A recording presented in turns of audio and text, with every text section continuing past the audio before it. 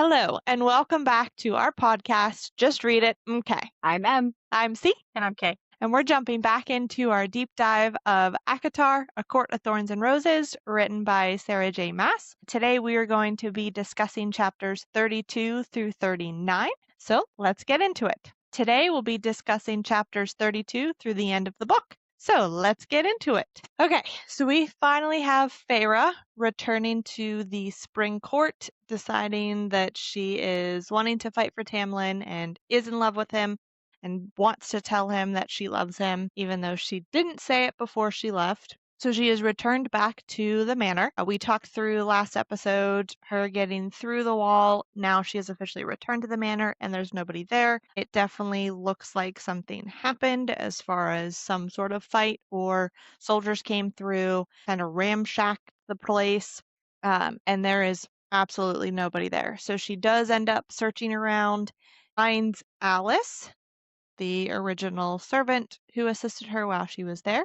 And Alice kind of gives her a rundown of everything that's happened in the last couple weeks since she left. So we do finally get the name of the big evil bad person, who is Amarantha, and they are under the mountain. So Alice tells her, that Tamlin and Lucien have been taken under the mountain, and we get a whole ton of information dump from Alice as far as what has actually been going on. So we've had little snippets here and there from Lucien and Tamlin. Feyre has overheard multiple conversations in regards to what is happening. They talk about it being called the Blight. Really, it is just a curse that Amarantha has put on all of Prythian. Okay, let's talk about the curse. So Amarantha had a sister named Clythia, and Clythia was in love with the mortal warrior Jurian. This was all during the war with Hybern 500 years ago, which was also the war over the humans being slaves in all the Fey territories. So during the war, Jurian betrays Clythia. Jurian is only with her to get information. So after he gets all the information that he needs, he then tortures and kills Clythia, crucifying her with ash wood so she wouldn't move while he did it. He left pieces of her for Amarantha to find, and they say Amarantha's wrath could have brought down the skies themselves had her king not ordered her to stand down. Clythia dies. Amarantha is super pissed off about her sister being killed, but it is right at the end of the war, and the king of Hybern tells her not to do anything. At that point, Amarantha ends up killing all of her slaves instead of releasing them. So she's a super bad person. It does mention that she is, one of the King of Hybern's most lethal generals, that she fought on the front line through the war, slaughtering humans and high fae and fairies who dared defend them. And it's her younger sister, Clythia, who was killed. So years later, the High Lords have been rolling Prythian without humans at this point. Amarantha comes back to Prythian. She opens trade lines with them. In doing so, all of the High Lords that she's traded with, those ships are also bringing her forces in, because she's decided at this point that she wants Prythian for herself, and she doesn't care what the King of Hybern says. So she kind of sneaks her way in. Some of the High Lords believe the BS that she's peddling. Not all of them do. Tamlin is pretty much the main one who doesn't believe. We do find out later on that Rhysand also doesn't agree. That's why he's pretty much the only person in the Night Court who's actually there. He's left all of his other people out of it. But what happens is she ends up hosting a ball in the honor of the High Lords, and the night of the ball, she slips a potion stolen from the King of Hybern's unholy spellbook into their wine, so that once the High Lords drank it, they were prone and their magic was laid bare. She stole their powers from them, from where they originated inside their bodies, plucked them out as if she were taking an apple from its branch, leaving them with only the basis elements of their magic. So pretty much at that point, Amarantha has wrested control over Prythian away from the High Lords. And then for the next 49 years, all of Prythian essentially is a slave to Amarantha. She's been biding her time, waiting for the right moment to break the treaty, take down the wall and take over the human lands below the wall. She's taken all of the High Lords or at least some of them, in their courts under the mountain, which was initially a sacred mountain to the High Lords and their people. She has corrupted their sacred place. And that is the bald, monstrous peak that Feyre sees in the mural in the library, is the mountain under the mountain. That they're talking about. So she is the sickness that's on the land. It's not an actual blight. It is Amarantha. No one at that point could stop her. And at this point, Alice kind of throws some accusations at Feyre, talking about, if you had not been so blind to your own heart, Tamlin would be free and his power would be free. At that point, Feyre is like, what do you mean? What are you talking about? And Alice gives us a little bit more information, which is like a backstory into the history of Amarantha and Tamlin.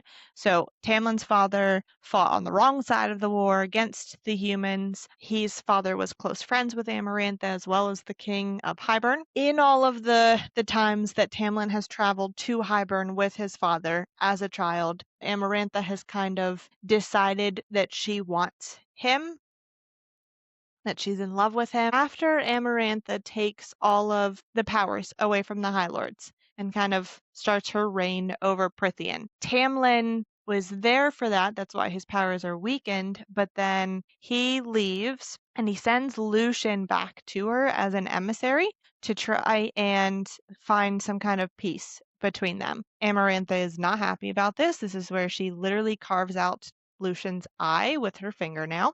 That's why he has the scratch on his face and the metal eye. And later on, Amarantha says, okay, because of what I did, I will throw a ball in your honor as a way to make amends for what I did to Lucian. So that's where Tamlin and the Spring Court go wearing their masks to honor Tamlin's shape-shifting powers. Amarantha essentially says they can have peace if Tamlin agrees to join her as her lover and consort. He literally says to her that he would sooner take a human to his bed or sooner marry a human than ever touch her. So that is where we get the basis of the curse that Feyre could have broken if she had said I love you to Tamlin. So essentially, the curse is 7 times 7 years would go by before Amarantha was allowed to claim Tamlin. If during that time he would find a human girl willing to marry him, it would break the curse. But it wasn't just any human girl. He had to find a human girl with ice in her heart, with hatred for our kind, a human girl willing to kill a fairy. So also that the fairy she killed had to be one of Tamlin's men sent across the wall by him like lambs to slaughter. The girl could only be brought here to be courted if she killed one of his men in an unprovoked attack killed him for hatred alone, just as Jurian had done to Clythia. That way he could understand her sister's pain. So this is where we find out that the whole thing with Feyre coming to atone for Andros's death is not part of the treaty. It is all because of the curse.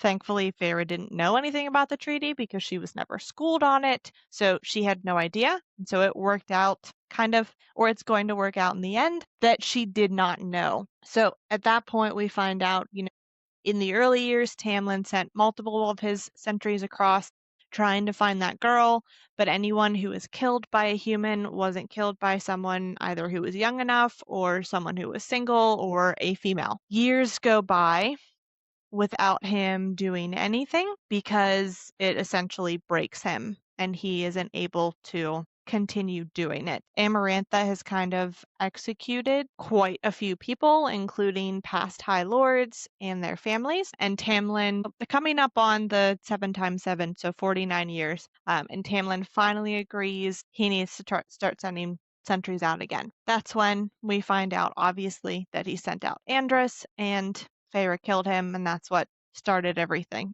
into this process. So Feyre is telling Alice that she is going under the mountain because she is going to free him. She doesn't care what she has to do, but she is adamant about going under the mountain. We do find out that it was like 3 days before the 49 years was over. Alice does mention, we know that Amarantha is biding her time, building her army so that she can take over. Alice finally agrees to lead Feyre to the door to get under the mountain. She pretty much tells her, you're going to die. This isn't going to work. You're not going to be able to do this, but if you have a death wish, then go right ahead. She does kind of try to give her a little bit of advice, don't trust any of your senses because who knows what's happening. You're not going to be able to tell if there's a glamour on, things like that. And to never enter into a bargain unless it's life or death. And even then, be very cautious. Like, don't do it if you can help it. I do think it's pretty funny because at one point Alice says, "This is what fate dealt. That's what the eddies of the cauldron decided." And Feyre's response is, "I don't believe in fate, nor do I believe in some ridiculous cauldron." She will bite her words later on. There is one part of the initial curse that Alice still isn't able to tell Feyre. So we know that there's something else, something that could possibly break the curse, or something that Amarantha doesn't want Feyre to know, and therefore Alice isn't physically able to tell her. She does tell her, don't drink the wine, don't trust anybody in there, including Tamlin. There is still one more part that you have to figure out, but I can't tell you what that is or even what it entails. So Feyre goes into the mountain. She goes pretty much right into the hands of the adder and his bat-like ears and realizes that he is exactly the way she painted him. He takes her through some tunnels. She does mention that there are depictions of fairies, high fae, and animals in various environments and states of movement. Countless stories of Prythian were etched on them. There's not really a lot of information as far as what those stories are, but we're going to talk about them later on when we read other books as far as the different tunnels in ACOTAR and the different paintings and carvings that are in the tunnels. So we'll put a pin on that one till later. This is when we first get our glimpse of Amarantha. She has red gold hair. It's neatly braided and woven through her golden crown. Very snow white skin, ruby red lips, ebony eyes. Something that sucked at her beauty, some kind of permanent sneer to her features that made her allure seem contrived and cold, is Feyre's description of her. She does mention that there is a single age-worn bone the size of a finger that Amarantha wears around her neck. She does notice that she is wearing a ring, and it is the size of a human ring that is encased in crystal. We do find out that this is Jurian's finger and Jurian's eyeball, and the eyeball moves. So there is some sort of awareness that he still has. This is when Feyre also sees Claire Better's body, very tortured body, nailed to the wall. Nailed to the wall in the enormous cavern was the mangled corpse of a young woman. Her skin was burned in places, her fingers were bent and on angles, and garish red lines crisscrossed her naked body. I love that in the third half of this book, we get multiple mentions of Feyre's bowels turning watery.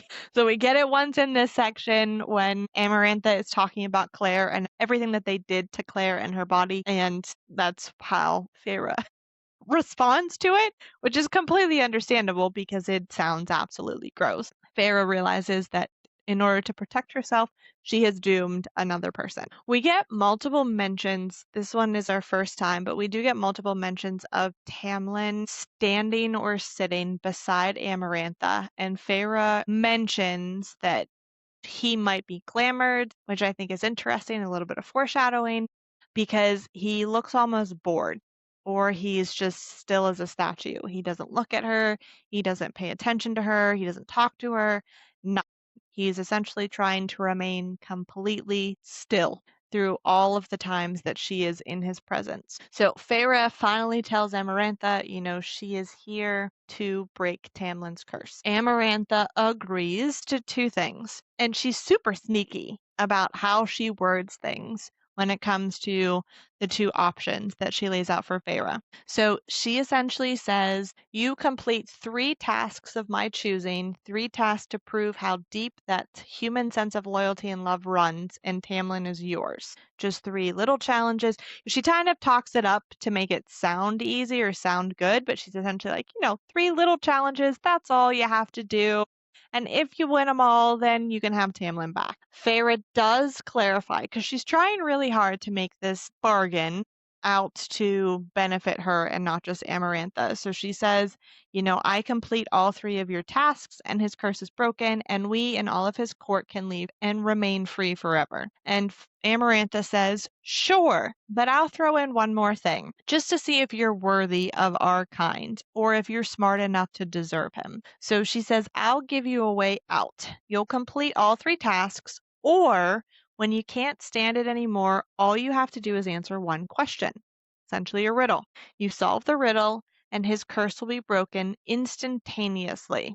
I won't even need to lift a finger, and he'll be free. Say the right answer, and he's yours. So she clarifies it in regards to the riddle, but she does not clarify any of that in regards to the 3 trials. But she also says if you answer incorrectly, and then she points to Claire's mangled body. So Feyre knows if she doesn't do it, then she's going to die, and it's going to be a really painful death. At this point, Tamlin's face has gone white, so he is having some sort of reaction to what's going on, and his eyes essentially are telling her no.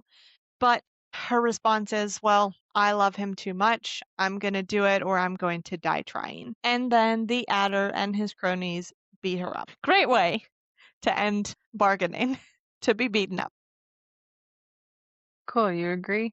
Well, we'll see in a couple days. Right? So Feyre has moments where she's feeling positive about what's going on and she's like, yeah, I'm going to do this. I'm going to get it done. I'm going to free him because my love is strong enough. And then she has times where she's completely in despair.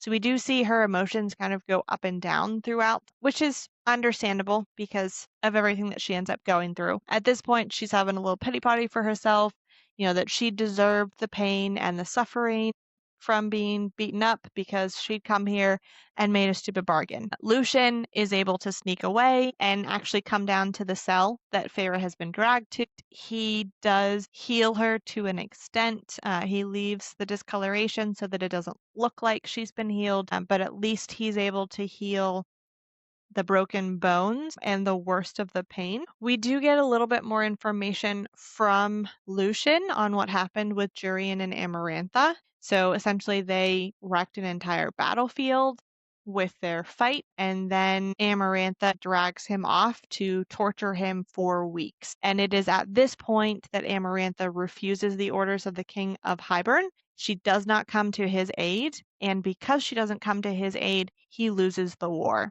And that's what leads to the treaty. Lucien does say, that after Amarantha tortured him for weeks, that she did keep his finger bone and eye. That's how we find out those are his. But that gives us a little bit of backstory into Jurian. Lucien does mention, this is kind of an obsession for Amarantha. Her whole humans aren't good enough to love fae or fairies. They're not strong enough. Their hearts aren't loyal enough. That's why she's putting Feyre through all of these tasks, and it's why she put the curse on Tamlin to begin with. This is another time where Lucien winnows away. It says Lucien vanished, just vanished into the dim light. A moment later, we have the guards coming to bring her a very moldy meal. I think in recent or in past episodes, we talked about her having like street smarts more over book smarts. So she does mark her pathways as she's being dragged through the halls, back to the throne room, things like that. She tries to mark the different hallways, the walls, the tapestries on the way back and forth. So she is dragged back to the throne room. She mentions that there are quite a few fairies throughout the crowd that have the masks on, so she assumes those are the Spring Court. So she's looking for allies with them. We get mentions of different people in the crowd, mentions of Lucien's brothers, the 4 brothers that are still living, so she can pick them out because they're all red-haired. Rhysand obviously is there. He gets brought up a couple of times because Amarantha is now upset that this is the actual girl and not Claire, and she tortured the wrong person. Not really that she cares, but she's annoyed that Rhysand gave her the wrong name. Amarantha does want Feyre's name, and Feyre is not interested in giving it to her because names have power. So in doing so, Amarantha uses Rhysand to get into the mind of Lucien to kind of hold him and potentially torture him if Feyre doesn't give the name, which Feyre gives the name, so everybody's happy, to an extent. And then we get the riddle. Oh, the riddle. Right? Oh, the riddle. So after Feyre gives her name to Amarantha, Amarantha kind of like tastes it, tests it, and says an old name from her earlier dialects. Yeah. So it makes you wonder where her name came from. And will we see it in future books, or at least where it came from? Okay, and then we get the riddle. And after given the riddle, Amarantha asks her, do you have an answer? Think on it. And it's at this point that Feyre realizes, wait a minute. Had the conditions of my trials been different from those of the riddle? She's finally starting to piece it together.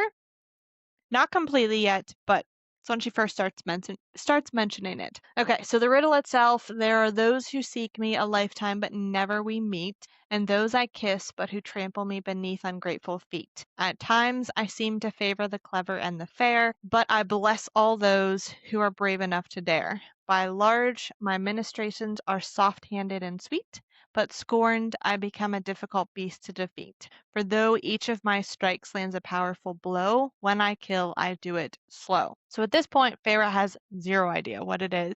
I think it's cool that Sarah has added the riddles to it because you see riddles in Throne of Glass. I've heard interviews with Sarah where she talks about Lord of the Rings being one of the books that she really enjoyed growing up, and that she's taken some of the fantasy aspects from that. Also, the riddles being part of life or death situations.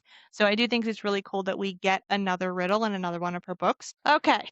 Then we come to the first task. I just want to mention really quick if anyone else was annoyed that Tamlin did absolutely nothing during Yes. all of that. It annoyed me so bad. Just sat Right? there, blank face, nothing. How can you do that?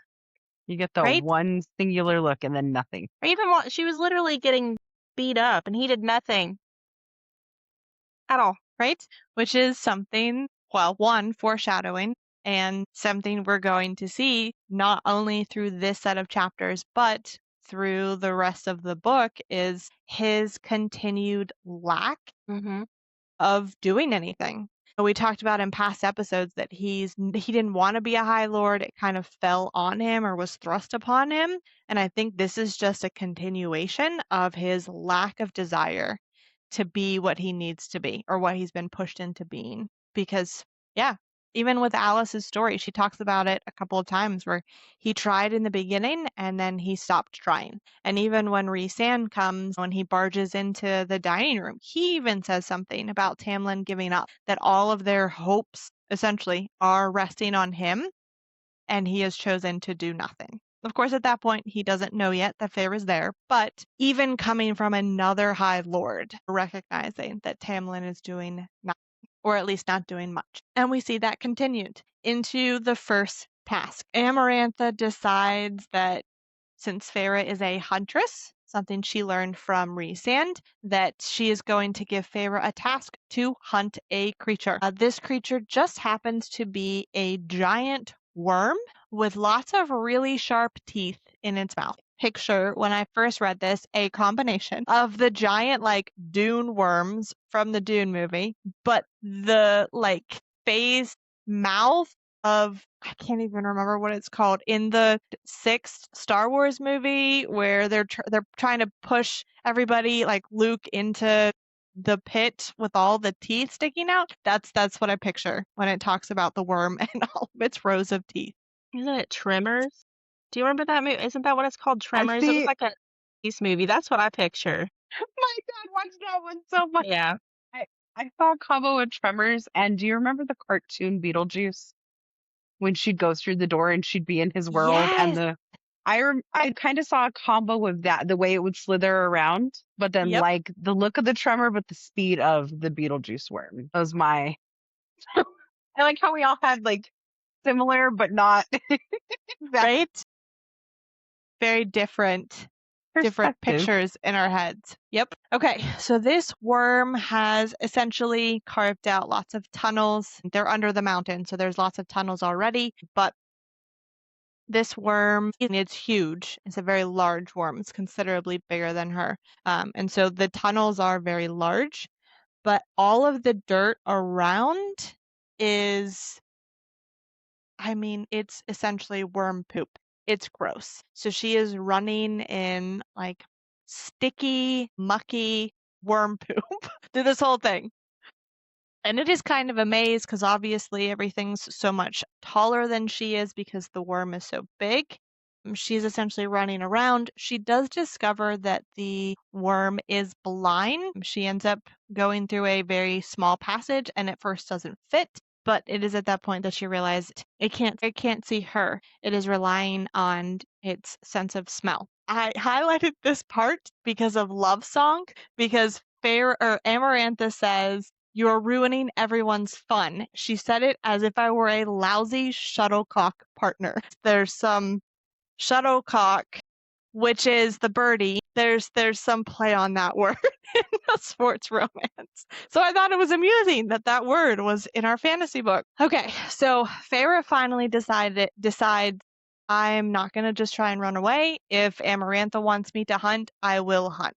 So she ends up falling into like the lair or the nest of the worm and finds lots of bones everywhere. She decides that she's going to use the bones as a ladder first to climb out of the pit, but then she realizes, hey, these are really sharp, so let's use them as more than just a ladder. She is breaking the bones in half, sticking them into the ground at the bottom of this pit, sticking them up so all the pointy ends are pointing up, and then she covers herself in the worm poop. Paints herself is how she describes it. At that point, she is able to also build the ladder, climb out of the pit, and we get, a little bit of side talk of the people watching her, and all of the people are like, what is she doing? What is it doing? And Rhysand is like, she's building a trap, and mentions that the worm relies on its scent. So Feyre gives him a special glower as she glances at the rim of the trench and found him smiling at me. And Rhysand says, and Feyre has just become invisible. And she describes his violet eyes twinkled, which I love because we'll notice multiple times when she describes Rhysand, something about the description is always night related. Most of the time it's star related, but it is always something that is night related. So his violet eyes twinkled, and Feyre makes an obscene gesture before I broke into a run. I'm just like, yes, flip him off. I just love it. Okay, she heads straight for the worm. At one point, she can't find it. She doesn't know where it is. Lucian yells, to your left to let her know where it is. And she starts running just before the worm breaks through the wall beside her. So she is stumbling through the labyrinth. Her arm is throbbing because at one point she falls on it and actually breaks her arm. But she is determined to prove her love, even as pain shot through her arm. She had to embrace it so that she could win. She ends up luring the worm back to this pit. She jumps in, and that's when she breaks her arm, and then she moves out of the way. And when the worm crashes down, it is impaled on all of the bones that she stuck up, and then it is actually dead. So she is kind of brought up on a platform back to the level of all the spectators. And Amarantha is just like, well, whatever. Anyone else could have done that. To which Feyre is Such right? a mean girl high school moment. Just, I could have done this Such too. a mean girl. Ugh. To which Feyre responds by taking a few running steps and hurling a bone with all of her strength. Of course, it doesn't actually get to Amarantha, but it does hit the floor and slide towards her, and it does splatter some mud onto Amarantha's dress and one drop onto her face. Feyre is all excited. She's all riled up, because she beat her, and says, if there wasn't a trench in between us, I would have ripped her throat out. And someday I will. So we have a little bit of foreshadowing there with ripping the throat out. She also said she would skin her alive, which I like because we know in Throne of Glass, that is like the ultimate way for mates to get revenge on the people who hurt the people that they love, is by skinning them alive. At that point, Amarantha says, well, you'll be happy to know that most of my court lost a lot of money because everyone was betting against her. And we find out that only one person won, and that was Rhysand, because he was betting for her. As Amarantha calls Rhysand over to her, probably to find out why he was betting for her and not against her, Feyre is dragged away back to herself But again, through that whole thing, Tamlin does absolutely nothing. Absolutely nothing. I mean, of course not. It's Hamlin. I was gonna say when we jump into 37, since it's like right into the next part of it, I love that the first couple pages immediately highlight her street smarts again. We've all been in a medical situation where we're sitting there and we're like, nah, I'm not that sick. Nah, I don't need to go to the Right? doctor. No, I'm alive. I'm good. I mean, I think we've all had a panic attack somewhere in our lives and had that fluttering heart and we're going, okay, am I calming down? What do I need to do? And I swear she's sitting in there. Okay, I can smell the infection. I can feel it, but I'm not dying. I'm fine. It's just a cold. So I like that we got some of her street smarts immediately after seeing it displayed in the challenge or the trial right again. Boom. Using her logic and reasoning, but trying to keep herself alive by telling her she's not fading away. That mind over matter. Yep. So we get her emotions a little bit more, and we start to see the back and forth, the internal battle that's going on in her, in the sense that she wants to be okay, but she knows she's not, and she knows if she gives in to that thought process, then it's just going to be downhill from there, and she can't let herself believe that she's actually dying. She does not die. Rhysand's a male figure formed out of that darkness as if he'd slipped through the cracks between the door and the wall, hardly more than a shadow. And then he becomes a corporeal form. And you get some back and forth. He's kind of teasing her, which we see multiple times throughout. The last part of this book is him kind of teasing, kind of provoking her. He can kind of tell what's going on or what's starting to go on in her head. Whether he's actually read her mind or he can just tell, we don't know. But he's in his own way trying to help. And we start to see that a little bit more and more over the next few chapters. Feyre does not see that. She just gets annoyed and pissed off by him. And tells him to get out. And he does get to a point a couple of times where he kind of reminds her, you're the hope for Tamlin. So either you let me help you or you push through this or you're going to die. And he's not nice about it because he's very straightforward, very blunt when he needs to be. I always wonder what his internal monologue was with that, with how he was actually feeling about the situation. Because he has to know by then that it's her. Well, actually, I don't know because of the end of the book. So he may not yet. When we get to book 2 and he talks about all of this, he will tell her that this isn't the point when the mate bond snaps into place. That's later. That's at the end of the book. But he does tell her that the moment she threw the bone at Amarantha, right at the end of her first trial, is kind of the first time that he started falling in love with her, because he mentions in book 2, when all of that happens in book 1, that he felt Cassian's presence beside him, telling him, if you don't marry her, you stupid prick, then I will. We don't get it right now because we can't see into his head or we don't get his perspective yet. But in book 2, we will get him explaining that at that point, that's when he was starting to fall in love with her. From this point on, he's just going down that hill. Yeah. Well, I thought more of with the whole, well, she's literally dying in front of him. So I just kind of wonder how, because he's super casual and he's like joking and stuff. So, but I feel like that's just a front. Yes. And I just want to know what's going on inside instead of just being the normal jokey butthole that he is being. Right?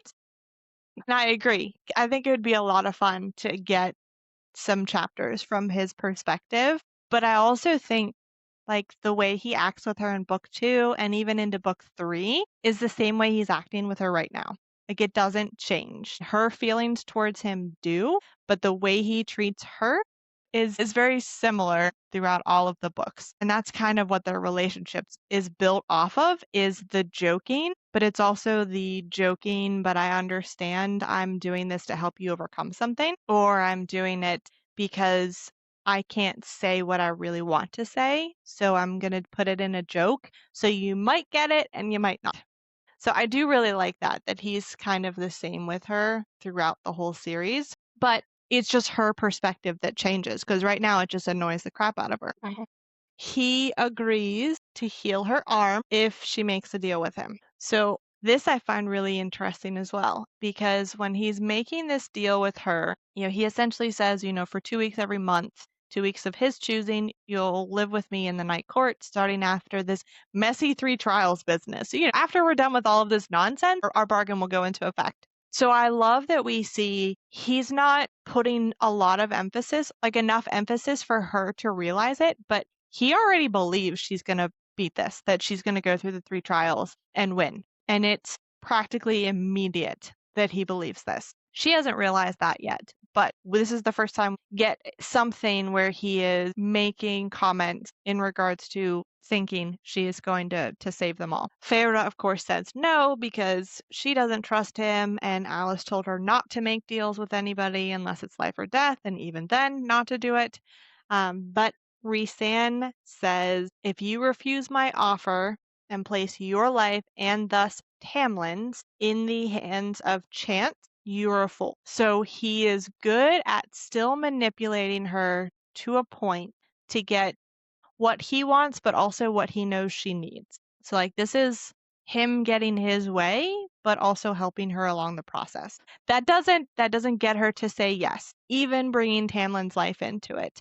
So he has to go a step further and push her a little bit more and bring Lucien into it, saying, Lucien may come, he may not. He may come 5 minutes after I leave. He may come 5 days. He may not come at all. And he finally says, are you willing to trust Lucien? Or how much are you willing to risk for him? And then he outlined, I don't have to invade your thoughts to know that you are dying. So he is officially voicing the concerns that she's had in her head. He starts to fade away, and we have another night reference. Rhysand's moon-white skin began to darken into nothing but shadow, and she finally says, hold on. Wait, she is thinking for Tamlin, she would sell her soul. I would give up everything I had for him to be free. She bargains with Rhysand because she isn't going to just agree to anything. She wants it to only be a week instead of 2. And he finally agrees. And we get another metallic taste of magic. And at this point, a tattoo made of swirls and whirls of black ink covers her arm. Not even her fingers were spared, and a large eye was tattooed in the center of her palm. She doesn't like it. She's like, ew, make it go away. Take it away. Which I find it quite amusing, her reaction to him sometimes. And she's like, you didn't tell me this would happen. He said, well, you didn't ask. Why am I to blame? So now she has this tattoo covering pretty much her entire arm, but he does heal her. He does clean her from all the filth that she was rolling around in the worm crap. And then he taunts her a little bit, says he's going to tell Tamlin whenever it's going to hurt him the most, whatever. And then he leaves. And I think it's interesting. Feyre is looking at the tattoo on her arm very closely, realizes that it is a blue that is so dark it's almost black. So it really reminds me of the night sky being so blue it's almost black. So I like that other like night court reference that we see multiple times. And then Feyre is given some tasks. She's essentially locked into a hallway area and is told to mop the floor, and it has to be pristine, but the water she's given is muddy. So no matter what she does, she can't get it clean. We have a woman with porcelain skin and red hair and russet eyes that comes in. She realizes this is the Lady of the Autumn Court, Lucien's mother. She essentially says, because you spared my son's life, because Lucien is her little baby boy, she cleans the water for her so that Feyre is actually able to clean up the hallway. The next task that she is given is spilled lentils in a fireplace filled with ash, which if you don't know the original story of Cinderella, this is one thing that she ends up having to do is pick lentils out of the ash of a fireplace. Cinderella has birds come in to pick them out of the ashes, and that's how she completes the task. Feyre has Rhysand come in because obviously it's Rhysand's room. And he just kind of snaps his fingers and all of the lentils are in the bucket. But what I love is he enters and he essentially says, as wonderful as it is to see you, Feyre darling. So we get our first time of him calling her Feyre darling. She's just like, why are you digging around in my fireplace? So they talk about it being one of her tasks, the household chores that Amarantha says she can do to pay her way. And we get a little interaction between Feyre and Rhysand talking about why did Rhysand lie to Amarantha about her and Claire.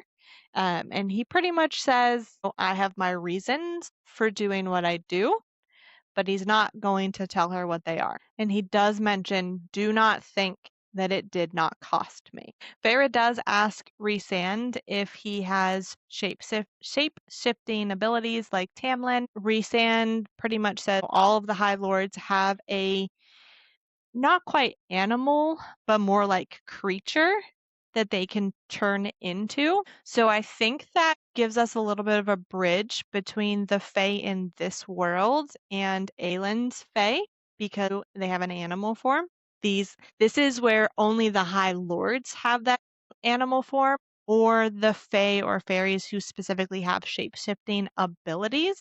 But I think this is one of the first times that we get some sort of or possible connection between the ancestry with the Fae in this world and the Fae in Throne of Glass world. So Rhysand does show her parts of his creature because we do find out that his full creature is very scary looking. But he does show her the talons on his hands, the talons on his feet, and the wing, membranous ring. And obviously everything is black. He does mention, that these are just remnants of his power, kind of like scraps, where Tamlin has brute force and shape-shifting. Rhysand's arsenal of magic is far deadlier. And I think it's interesting that he shows her his wings, as we do find out later on that him showing her wings is kind of a big deal because he is not showing them to anybody. He is essentially pretending that he doesn't have them at this point in the book because wings are such an important part of his culture. So we will learn that later on, but I think it's really neat that we get this now. It's not the first time they're meeting, but this is definitely one of their earlier encounters, and he's already trusting her enough to show her his wings, which I think is a really big deal. She just doesn't know it yet. I liked in that same just before he showed them to her, when he said, "Your Tamlin prefers fur, I prefer wings" line, Sarah specifies a lick of cold kiss to my spine the first time he mentions his wings and talons to her before he shows them. So you already got a little bit of sprinkle foreshadowing right there without even realizing. Because I didn't catch it reading it the first time. I didn't catch it reading it earlier today. But just now as you're going through, I'm like she had her own visceral reaction to the idea of him having talons and wings. And she kind of had a cold shiver. I would think that is kind of like goosebumps that you realize that was something important. You don't really know why, but it's just like, oh, okay, that was important for some reason. Yeah, I agree. That's a good thing to point out. The way she described his wings too got me, where horrific and stunning, the face of 1,000 nightmares and dreams. She juxtaposes the beauty and the fear in that one sentence so Yes. wonderfully that it just And I think that's such a great description of Rhysand in general is 1,000 nightmares and dreams. And it gets a little bit of foreshadowing for what he likes to call his court. So we get a really good description of Rhysand himself and potentially even the night court, which at night you're usually sleeping, so you're either having a nightmare or a dream. So it all ties back around. I do think it's funny that Feyre mentions that this is the only being that she really talks back to, which I love because we get that already. Already she's talking back to him. And she's sitting there thinking, I don't know why I can't hold my tongue around him, but I can. And it literally makes him laugh out loud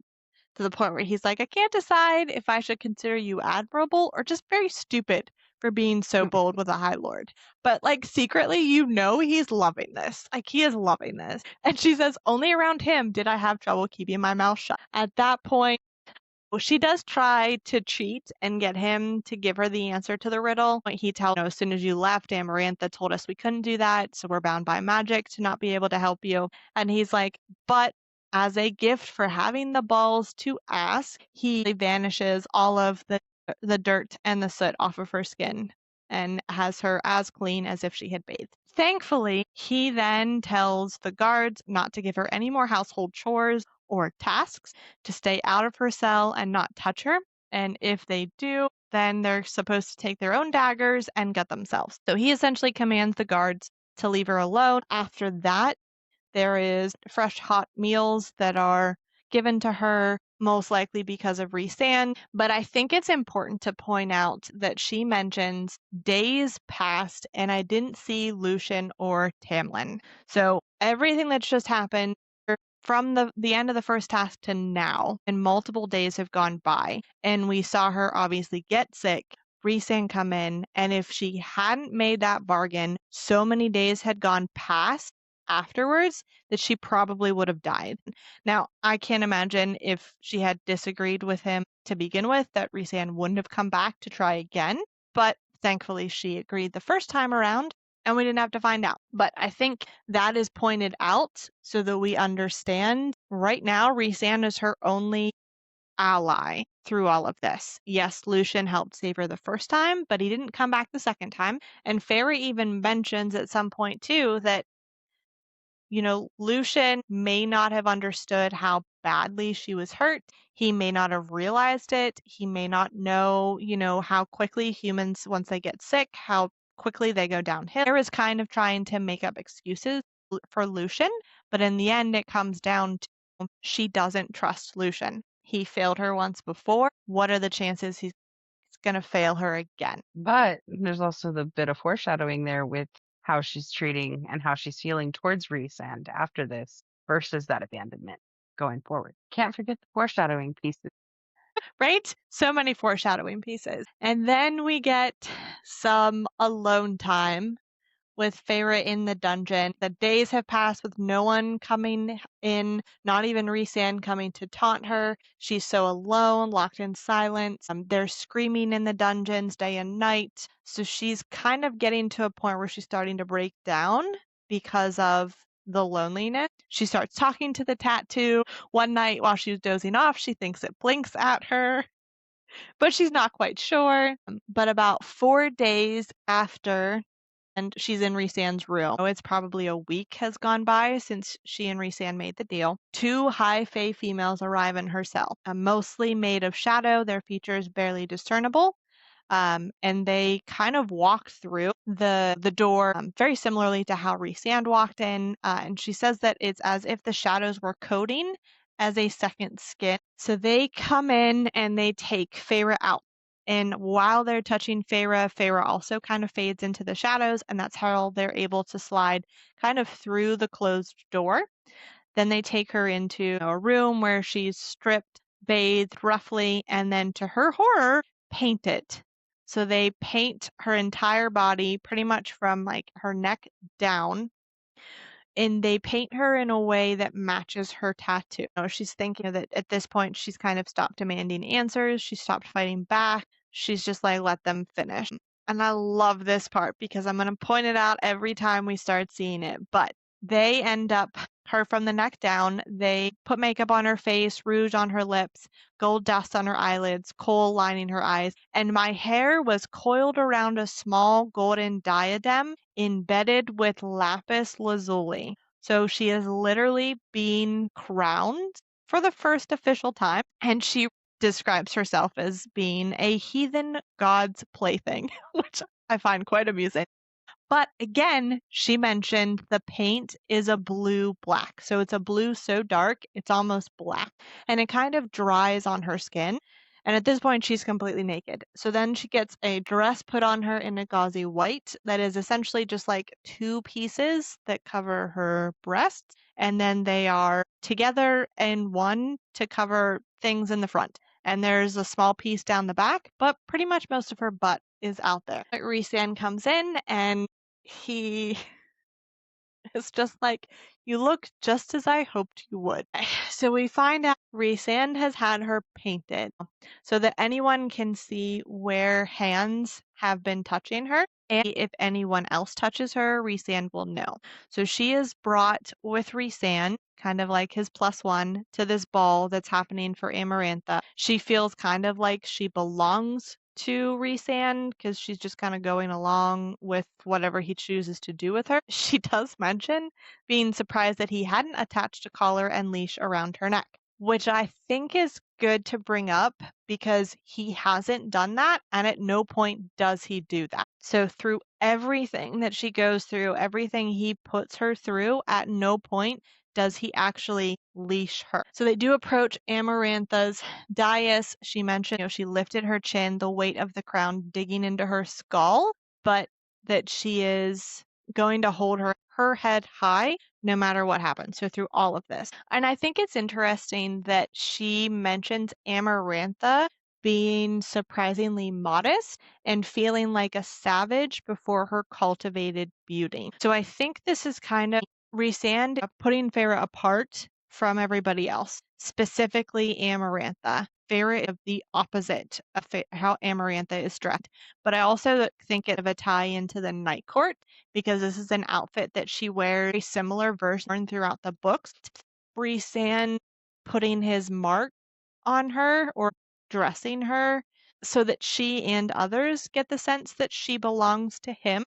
And we kind of find out a little bit later as to why he does that. But this is the first time he's making a point to make her obviously different from everybody else, which I think is some foreshadowing as well. Again, we have her mention that Tamlin does nothing. He stands there, sits there, whatever he's doing, face like stone, white knuckled, gripping the throne, but no claws, no sign of his temper. And Feyre feeling like she just wants to scream at him that I've done this for you, and he is still doing nothing. So like she's doing all of this for him and he's done nothing. Oh, and then we get a little bit more foreshadowing because Rhysand tells everybody of the bargain that she's made and that for 1 week every month for the rest of her life, she will have to come live with him in the Night Court. And when Rhysand says for the rest of my life, Feyre feels like he said it as if it's going to be a long life,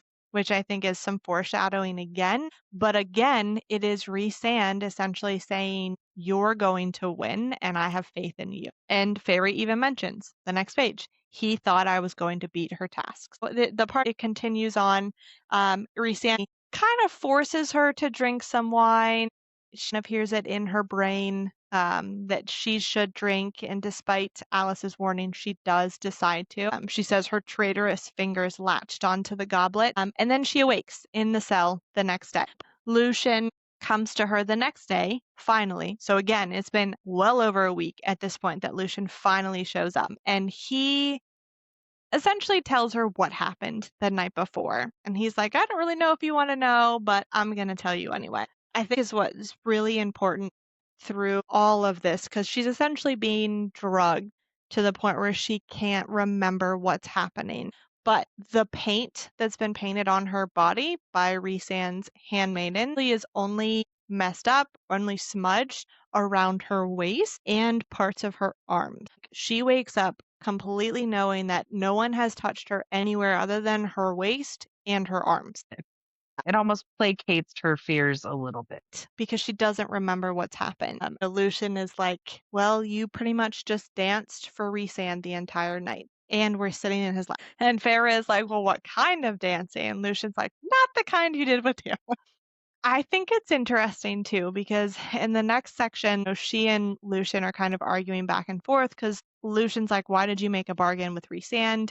You knew I was going to come and help. And he says, I swore an oath to Tamlin. And that's the second time in the book where we get a glimpse that Lucien isn't necessarily doing this for Feyre's benefit, and he's not necessarily doing it for Tamlin's benefit. He's doing it for his own benefit. And in this case, he has made an oath to Tamlin, and he's not going to break that oath. But Feyre says, well, I didn't have a choice because you think I'm going to trust you after everything that you said to me in the manor. And Lucien is like, well, you stuck your neck out for me. You saved me from Amarantha. Why wouldn't I trust you at that point? And Feyre was like, I had no other choice. What else do you want me to say? Like, I don't trust you. I didn't trust you. You've taken my trust and kind of thrown it away in the past. So what's there to tell me that I can trust you now? We get another part where Feyre says to Lucien, I would have saved you just to see the look on your brother's faces. Like I would protect you just to screw over them. So we get more of Feyre's desire to protect others, period, no matter who they are, and Lucian of like, well, I'm protecting you because I made an oath to Tamlin. So we see their personalities, the differences in the two of them. We do get Lucian of saying, for helping you on your first task, I was then beaten up and I couldn't move until today, otherwise I would have come to you sooner. Kind of crap, but like, really? Before Lucian leaves, Feyre asks him if Tamlin is all right and if Amarantha has put a spell on him because he hasn't reacted. He doesn't do anything. And Lucian is like, no, there's no spell. Hasn't it occurred to you that Tamlin is keeping quiet to avoid telling Amarantha which form of your torture affects him most? Really? Meh. Nope. Yeah, exactly. Don't buy it. So what? And Feyre is just like, well, I didn't think about that, but I think in the back of her head, she's kind of thinking, well, Rhysand is doing things to help me. Okay, what else happens in this last chapter? We just get night after night where she is essentially painted. A crown is put on her head every single night. She is clothed in some kind of like see-through, colorful dress, and each time she dances for Rhysand with him to an extent, but that his hand stained blue from the places they touched on my waist, my arms, but somehow never more than that. So again, Rhysand is making sure to relieve her fear in not touching her anywhere other than her waist and her arms. And she also is giving her the opportunity, because it wraps up with the break, where it says when she enters the throne, she's allowed to glance at Tamlin once before the wine drug takes hold. And it's the one time she allows the love and everything to well into her eyes where they meet his. But it's interesting because it doesn't say back. Yes, his eyes are meeting hers, but what is she seeing in his eyes? It's left there with nothing. And so we assume it's still cold, nothing there. So even though she's risking everything to have that one moment of vulnerability, he still doesn't. But on the flip side, Rhys found a way to keep her safe and find Yes, a he way did. to keep her comfortable in the best, basically the worst hell or the easiest hell they could deal with. So he is doing what he can to make sure she continues to make it through. And Tamlin is doing nothing. I think the last section of this is Rhysand and Feyre, that he has come in to tell her second trial is tomorrow. And she's just like, I'm not really in the mood for your taunting right now. Why are you here? What do you want? She's like, I don't want to talk to you right now. Just let me wallow in peace. Rhysand makes a comment of, I wonder if you were this prickly with Tamlin when you were his captive. And I do think this is a little foreshadowing because she specifically says he never treated me like a captive or a slave. And at this point, Rhysand responds, well, no, how could he? Not with the shame of his father and brother's brutality always weighing on him. The poor noble beast, which I think is a perfect description of Tamlin. Poor noble beast. But perhaps if he'd bothered to learn a thing or two about cruelty, about what it means to be a true High Lord, it would have kept the Spring Court from falling. Yeah, if he actually gave a crap. But I think what's really neat is the next line. Feyre says, well, your court fell too. And there's a sadness that flickers in Rhysand's eye that she wouldn't have noticed if she hadn't felt it deep inside her. So this is the first time we get some sort of emotional connection between Rhysand and Feyre. He is feeling sadness because his court fell, because he didn't do a good enough job, and she is feeling that, not necessarily seeing it on his face. We do get some questions between Feyre and Rhysand where she's trying to figure out what his motives are at this point. Because he says, what I do for my court is none of your business. And she's like, what do you want with me beyond taunting Tamlin? And he's like, well, taunting Tamlin, no, that's my greatest pleasure. She asks, why did you save my life? And he said, well, through your life, I saved Tamlin. Then she questioned, well, why did you do that? He winked, smoothing his blue-black hair. That, Feyre, is the real question.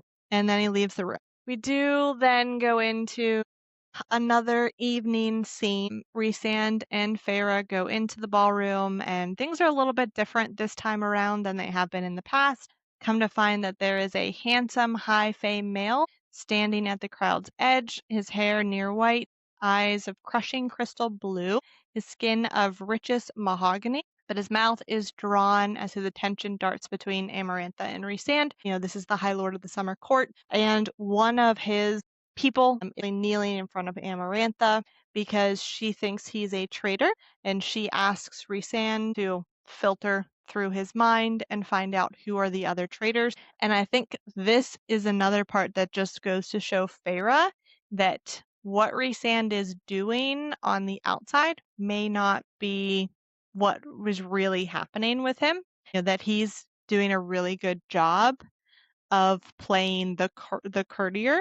We get the idea that Rhysand has dug through the Summer Court guy's mind and discovered that there is some sort of rebellion that's happening. Most likely it involves the High Lord of the Summer Court, but instead of outing them, he says, oh no, he acted in fear on his own. There was no one else involved. And then he just kills him. He doesn't listen to Amarantha and drag it out. He just flat out kills him that fast, that easily, that irrevocably. He was dead.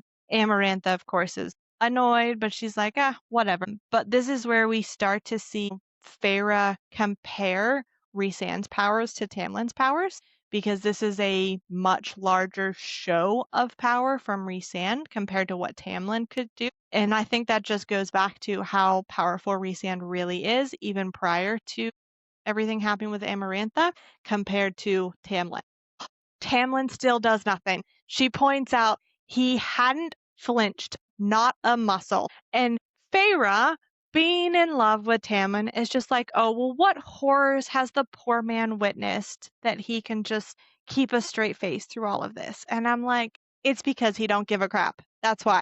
At that point, Rhysand is just annoyed, and he's like, just go back to your cell and sleep. I don't want to deal with you today. But this is where Feyre mentions that she feels like she's starting to put the pieces together of who Rhysand is, and that he is playing the long game in everything that he is doing. More an ally to her and the Summer Court than anybody thinks. And that's all we have for this episode. Well, that was a lot to get into for those 7 chapters, but I think we're going to end it there. And next time we will jump in chapters 40 through 46 for the last section of the book. Thank you all for joining us for our 4th episode of the ACOTAR Deep Dive. Don't forget to join us next time for the final 7 chapters. And in the meantime, don't forget to just read it. Okay? Have a good one, guys.